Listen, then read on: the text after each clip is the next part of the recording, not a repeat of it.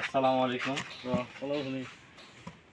আজকে আমাদের স্বপ্নচারী সংগঠনের পক্ষ থেকে গ্রামের 11টি পরিবারের মধ্যে ত্রাণ বিতরণ করে দেওয়া হবে।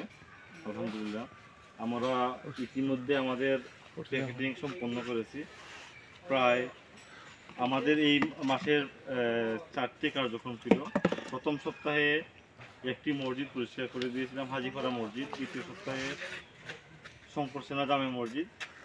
3 নম্বর সপ্তাহে আমরা গ্রামের 18টি শীতার্থ পরিবারের মধ্যে শীতবস্ত্র বিতরণ করেছি।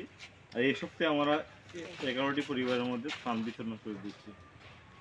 এইভাবে আমাদের স্বপ্নচারী সংগঠনের পক্ষ থেকে সামাজিক উন্নয়নমূলক কাজ, ইসলামের দাওয়াত এবং কার্যকর দেওয়ার যে কার্যক্রমগুলো, এগুলো আল্লাহর রহমতে প্রতি মাসেই আমরা করতেছি এবং আগামীতেও ইনশাল্লাহ আমরা এই স্বপ্নচারী সংগঠনের মাধ্যমে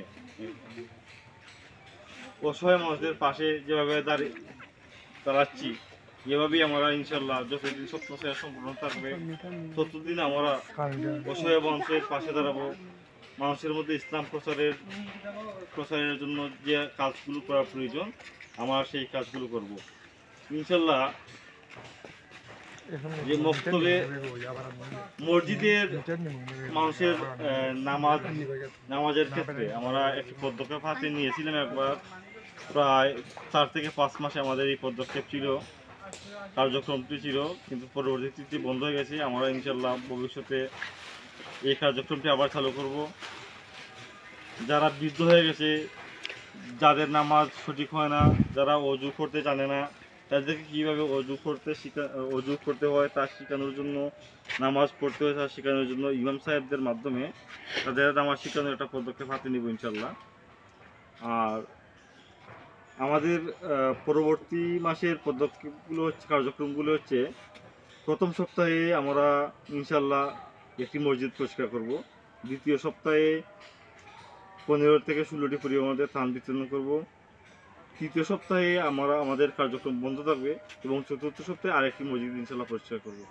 আমাদের প্রতি মাসে 4টি শুক্রবার পাই, এর মধ্যে 3টি শুক্রবারে আমরা ইসলামিক এবং অসহায় মানুষের পাশে দাঁড়ানো এবং সামাজিক উন্নয়নমূলক কাজ করে থাকি ইনশাল্লাহ।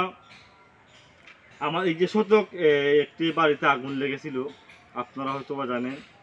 এই আগুন যে করে আগুন লেগেছে, আমাদের স্বপ্নচারী সংগঠনের পক্ষ থেকে একটা সাহায্য আমরা দিব ইনশাল্লাহ। আপনারা সবাই দোয়া করবেন যাতে সামাজিক উন্নয়নমূলক কাজ, ইসলামের কাজ এবং অসহায় মানুষের পাশে আমরা দাঁড়াতে পারি। আসসালামু আলাইকুম।